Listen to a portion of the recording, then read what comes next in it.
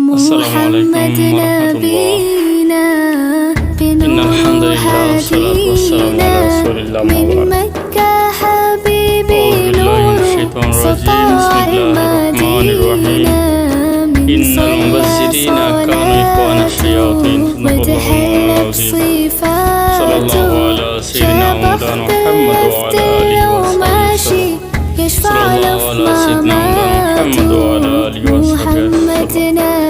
صلى الله على سيدنا مولانا محمد وعلى آله وصحبه. সম্মানিত দর্শক শ্রোতাবৃন্দ, সকলকে মুবারক জানাচ্ছি। আল্লাহ তাআলা শুকরিয়া দেব, আলহামদুলিল্লাহ। পাশাপাশি দরুদ ও সালাম প্রেরণ করে আল্লাহ রাব্বুল আলামিন বলতেছেন, ইন্নাল মুবাজ্জিরিনা কানু ইখওয়ানা শায়াতিন। নিশ্চয়ই অপচয়কারী হচ্ছে শয়তানের ভাই। আমাদেরকে অপচয় করা থেকে হেফাজত থাকতে হবে। আমরা প্রতিনিয়ত দেখতে পাই যে যুব সমাজ নেশাগ্রস্ত হওয়ার পিছনেই প্রথম যে স্টেপ হচ্ছে এটা হচ্ছে ধূমপান বা বিড়ি সিগারেট খাওয়া। বিড়ি সিগারেট খাওয়া কি, এটা ইসলাম কি বলে, শরীয়তে এটার বিধান কি, এটা খাওয়া কি যাবে কি যাবে না, এই বিষয়ে কিছু আলোচনা হবে ইনশাল্লাহ।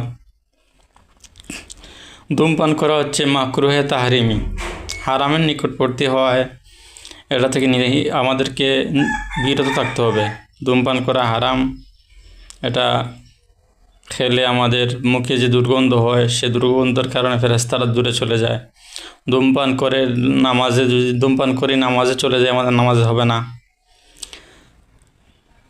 ঠিক তদ্রূপ হালাল কিছু খাবার রয়েছে, যেমন রসুন পেঁয়াজ, যেগুলো আমরা হালাল খাবার, এগুলো যদি কাঁচা খাওয়া হয় তাহলে সেটা খেয়ে মসজিদে গেলে নামাজ হবে না। এটা দুর্গন্ধের কারণে ফেরেশতারা চলে যায়।